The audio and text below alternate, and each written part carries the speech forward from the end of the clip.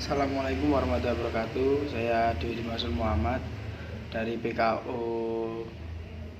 A 2019. Saya akan menjelaskan tentang latihan daya tahan jantung. Bentuk latihan daya tahan jantung. Yang pertama latihan daya tahan jantung atau kardiorespiratory. Yang pertama yaitu daya tahan adalah keadaan atau kondisi tubuh yang mampu untuk bekerja dalam waktu yang lama tanpa mengalami kelelahan yang berlebihan setelah menyelesaikan suatu pekerjaan. Atau yang bisa dimaksudkan yaitu seberapa kuatnya tubuh kita ya. Jadi kalau kita tidak mengalami kelelahan berarti daya tahan tubuh kita sangat baik, gitu aja. Intinya kayak gitu. Yang kedua, daya tahan jantung itu berkaitan dengan kemampuan tubuh untuk menyerahkan darah yang mengandung O2 dan nutrisi ke jaringan tubuh yang aktif serta mengangkut sisa-sisa metabolisme ke alat-alat pengeluarannya. Hal itu berhubungan dengan kekuatan dan tegangan jantung, kerja paru-paru, peredaran darah, dan metabolisme cadangan energi dalam menghadapi tekanan, yaitu latihan jasmani dan kerja. Nah, kalau jantung itu lebih ke darah, kemampuan tubuh untuk menyerahkan darah. Jadi jantung yang mengandung O2 dan nutrisi itu bisa mengangkut sisa-sisa metabolisme yang ke alat-alat pengeluarannya. Yang ketiga, kualitas daya tahan jantung dan paru-paru dinyatakan dengan VO2 max, yaitu kayak VO2 max itu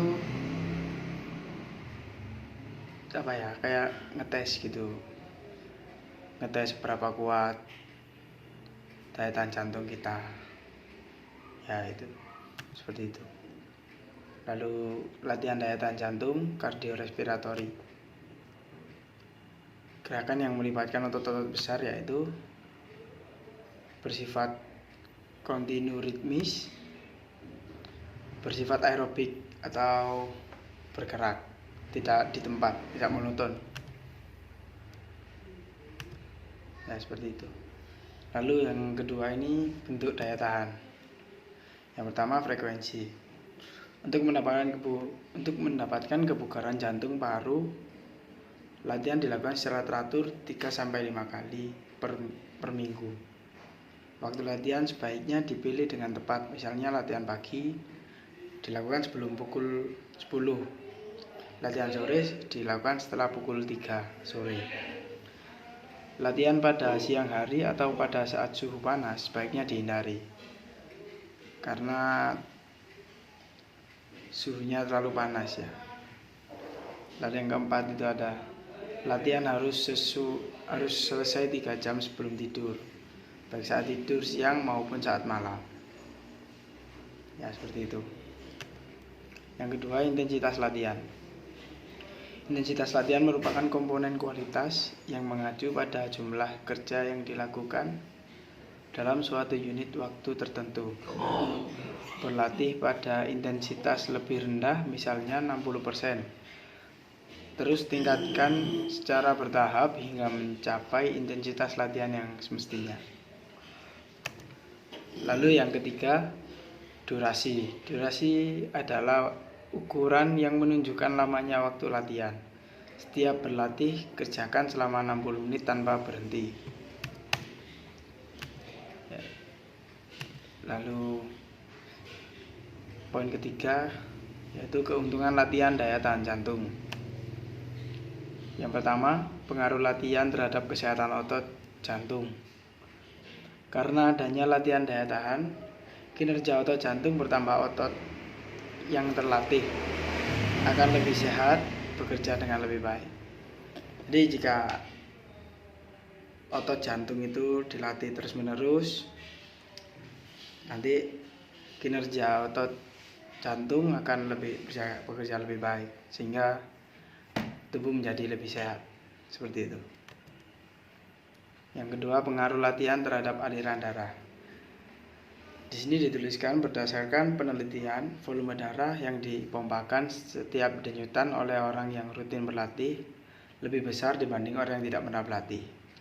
Karena orang yang berlatih itu gerak terus, jadi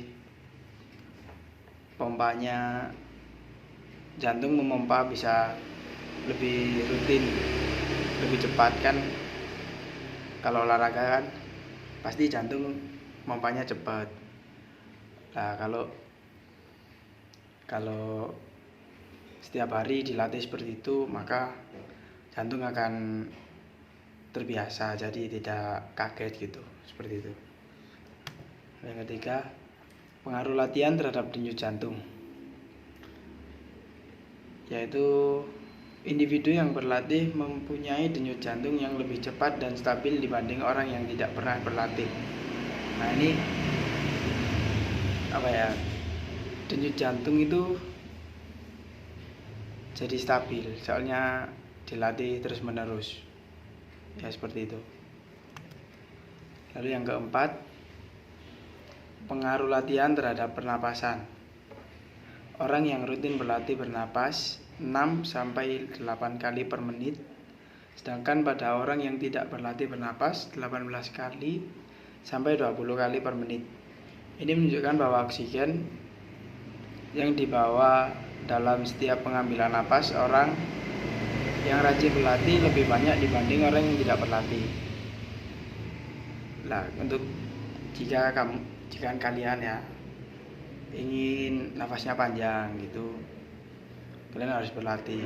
Misalnya renang, kan renang kan di bawah terus, itu dilatih pernapasannya.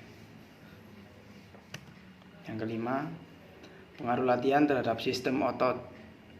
Beberapa keuntungan dari latihan otot-otot yaitu sebagai berikut. Yang pertama, sarkoma dan serabut otot menjadi lebih tebal dan kuat. Kedua, ukuran otot bertambah karena sering dilatih, jadi ukurannya bisa mengembang gitu. Lalu yang ketiga, kekuatan otot meningkat. Yang keempat, daya tahan otot meningkat, jadi tidak mudah cedera. Jadi gini ya, kalau otot sering dilatih itu akan rentan terhadap cedera, asalkan latihannya benar, yaitu melakukan pemanasan dulu, terus selesai latihan harus diakhiri dengan cooling down supaya ototnya itu tidak kaget gitu, seperti itu. Lalu di sini kita akan membicarakan tentang cara meningkatkan daya tahan jantung. Yang pertama yaitu berjalan. Menjaga daya tahan jantung dapat dilakukan dengan aktivitas yang paling sederhana, yaitu berjalan. Aktivitas berjalan dapat dilakukan setiap hari dan setiap saat.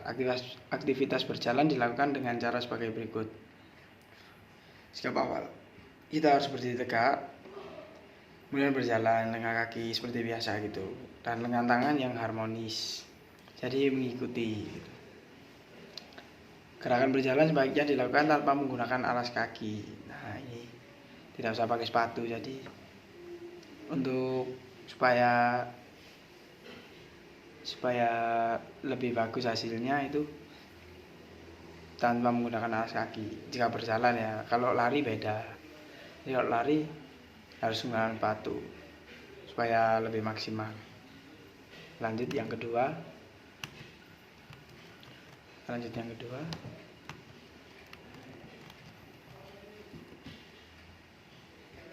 Sebentar. Nah, yang kedua yaitu berlari bolak-balik. Menjaga daya tahan jantung dapat dilakukan dengan aktivitas berlari bolak-balik, yaitu dengan cara, misalnya ini tempat Anda, ini jaraknya segini ya, 10 meter. Kemudian taruhlah 5 balok kayu kecil atau batu di titik A dan titik B.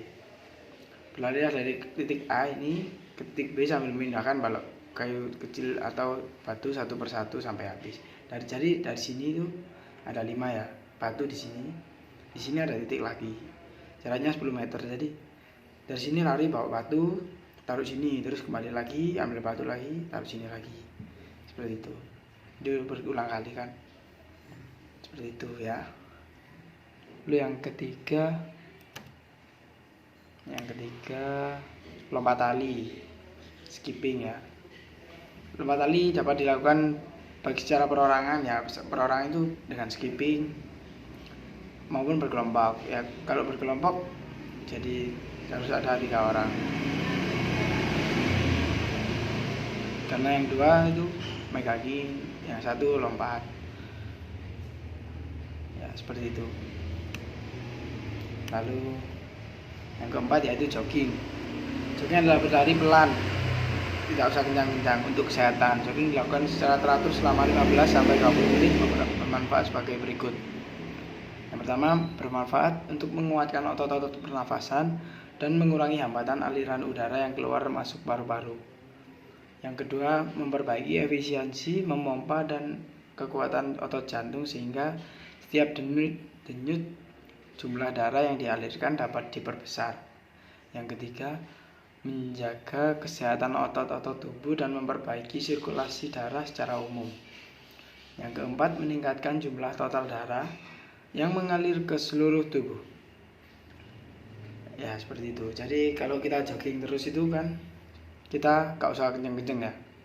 Kita itu stabil, pokoknya stabil terus sampai jarak berapa gitu. Itu kita sama saja melatih otot jantung. Karena jantung kita kan pompa terus, kita lari pompa terus gitu. Stabil pokoknya, jangan cepet gitu, lari keras itu nggak usah apa-apa. Yang penting stabil, kita bisa mengatur pernafasan kita, jadi kita mengatur. Kalau udah mulai capek itu kita pelanin dikit, terus pernafasannya kita gitu. Terus kalau sudah normal lagi kita lari kencang dikit gitu, seperti itulah. Lalu lanjut yang kelima yaitu fartlek, yaitu speed play. Latihan fartlek atau suatu sistem pelatihan ketahanan yang bertujuan untuk membangun, membalikkan atau memelihara kondisi tubuh seseorang. Adapun program latihan fartlek yaitu sebagai berikut. Yang pertama kita pemanasan dengan lari kecil-kecil lambat gitu. Lalu yang kedua lari menengah, jadi kayak jogging gitu. Lalu yang ketiga jalan cepat, jalan tapi cepat.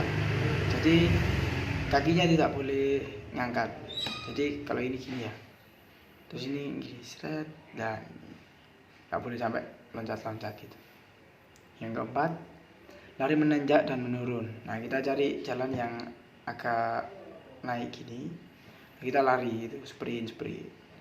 Lurusnya agak jangan sprint, takutnya nanti malah cedera karena kan turun gitu. Lalu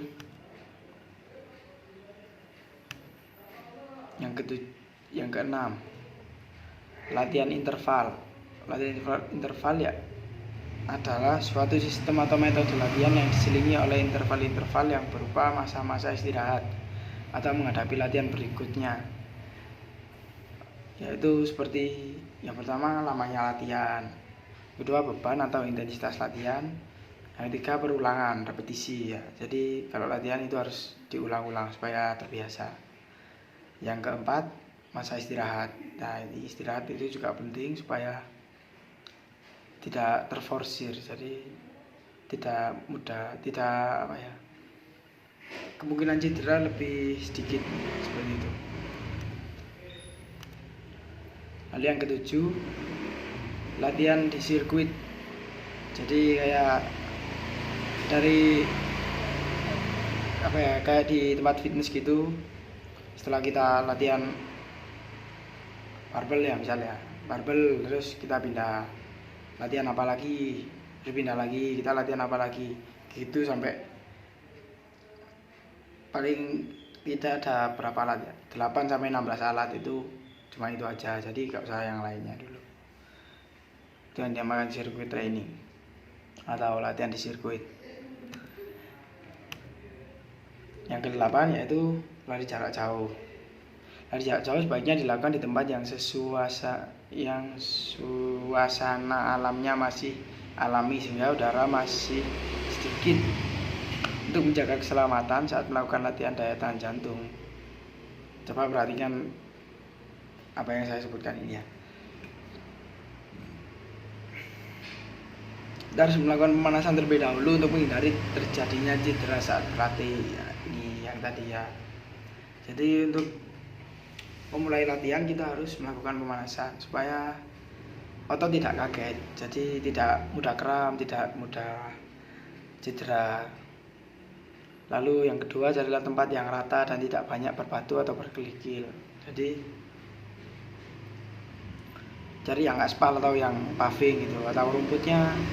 Kalau ini latihan larinya ya, jangan cari yang geronjal-geronjal, jadi bisa stabil, kita bisa lari kencang dengan maksimal gitu, seperti itu ya. Seperti itu yang bisa saya sampaikan. Kalau ada kurang dan lebihnya saya mohon maaf, karena saya kurang percaya diri menurut saya, jadi saya mohon maaf. Terima kasih. Wassalamualaikum warahmatullahi wabarakatuh.